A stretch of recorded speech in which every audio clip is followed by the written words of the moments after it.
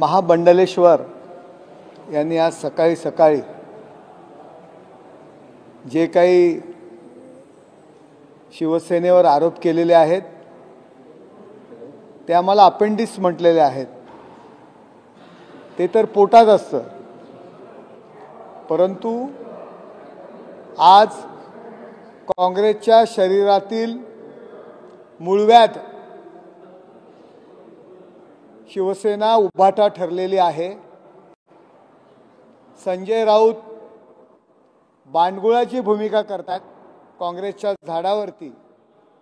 आज पाहिलं की राहुल गांधी पत्रकार परिषद दुपारी 12:30 वाजता घेणार आहेत, याची माहिती पत्रकारांना संजय राऊत देत होते। किती वाईट अवस्था झालेली आहे। शिपायाचं काम सुद्धा संजय राऊत यांना करावं लागतंय। संजय राऊत, आम्हाला जर तुम्ही अपेंडिक्स म्हणत असाल ते तर पोटात असतं, परंतु आपण उभाटा मूळव्याध करून ठेवलेली आहे आणि ते कुठे असतं हे मला सांगण्याची गरज वाटत नाही आहे। आपण जर अशा पद्धतीने टीका कराल तर आम्हालाही त्या भाषेत उत्तर देता येतं, याची जाण या महाबंडलेश्वरांनी ठेवावी।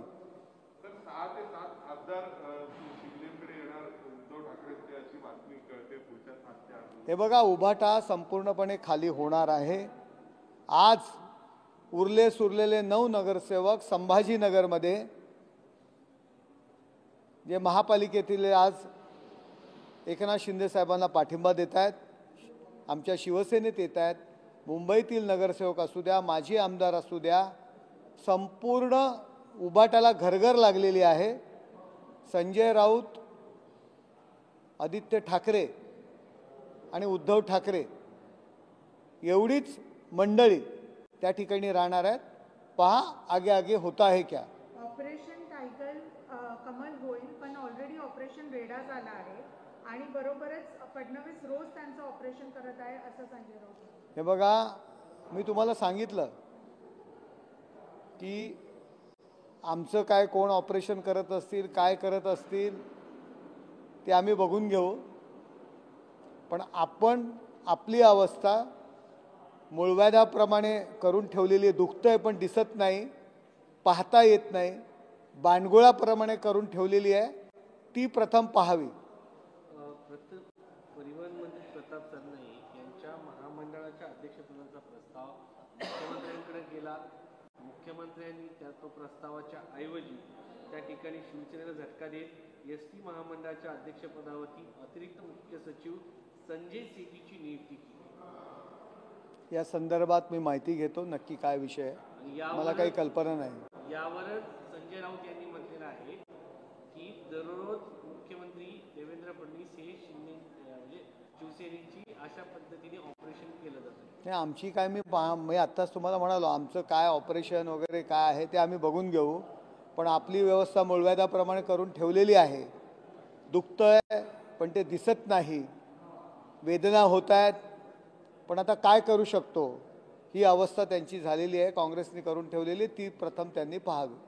एक प्रश्न आहे की अमेरिकेमधून जे भारतीय येत आहेत ते पाहिल्यानंतर प्रत्येक भारतीयाच्या मनामध्ये संताप अमेरिकेबद्दल निर्माण होतोय। तुम्ही सरकारमध्ये आहात, या संदर्भामध्ये मागच्या काळात काय घडलं याच्यापेक्षा आता समोर काय घडतंय ते अत्यंत संतापजनक आहे आणि जे मोदी सरकारच्या काळामध्ये घडते त्यामुळे लोकांमध्ये राग आहे। हे बघा, काही झालं तरी सुद्धा ताबडतोब मोदी सरकारला दोष देणं, अमेरिकेमध्ये जे बेकायदेशीर वास्तव जे भारतीय करत होते त्यांच्यावरती कारवाई झालेली आहे, त्यांना पुन्हा भारत देशात पाठवत आहेत।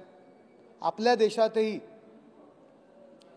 जर बांगलादेशी असतील, बाकीचे नागरिक बेकायदेशीरपणे राहत असतील तर त्यांना सुद्धा आपण बाहेर काढतो, परंतु ज्या पद्धतीने त्यांना जे भारतात आणलेलं आहे, भारतात आणल्यानंतर सुद्धा भारतामध्ये काही म्हणजे विमान उतरताना त्यांच्या पायात बेड्या होत्या, अशा पद्धतीच्या बातम्या येत असतील।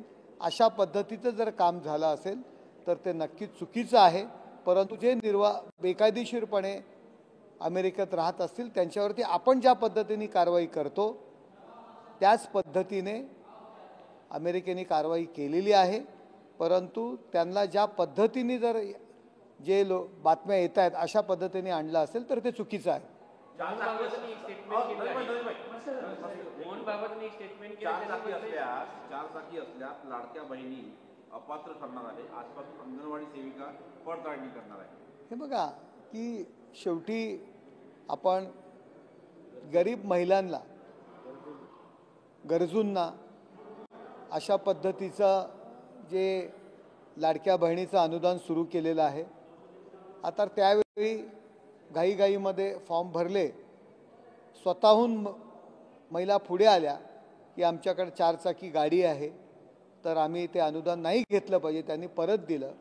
काही महिलांनी जर अशा पद्धतीने जर अनुदान घेतलं असेल तर फॉर्मची पडताळणी होईल. जर घरात 4 चाकी गाडी असेल तर त्यांना गरीब आणि गरजू म्हणून अनुदान देणं योग्य नाही, म्हणून जर ते फॉर्म रिजेक्ट होत असतील. आनंदाची शिदा आणि शिवभोजन थाळी बंद आहे.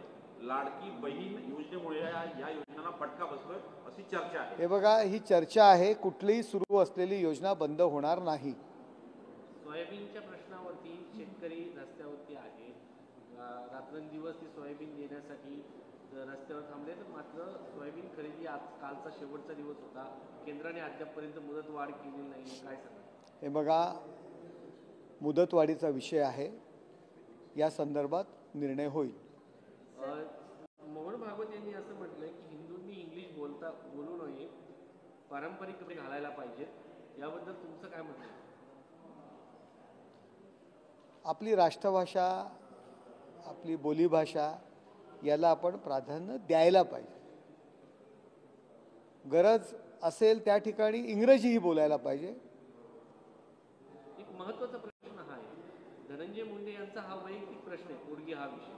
मात्र त्याच्यावरती कौटुंबिक हिंसाचाराच्या संदर्भामध्ये न्यायालयाने अंशतः मान्य केली आहे. अशा पद्धतीचे आरोप नाही तर दोषीत्व प्राप्त झालेला व्यक्ती राज्याच्या मंत्रिमंडळात आहे. याबद्दल शिवसेनेची भूमिका आहे. न्यायालयाचा जो निर्णय आहे त्याच्यावरती भाष्य करू नये असं म्हटलं जातं, त्यामुळे नो कमेंट्स. सर, हिंदी में ऑपरेशन टाइगर पे जानना चाहेंगे. संजय राउत कह रहे हैं कि एकनाथ शिंदे इनकी शिवसेना जो है वो भाजपा के पेट स्टमक की अपेंडिक्स है.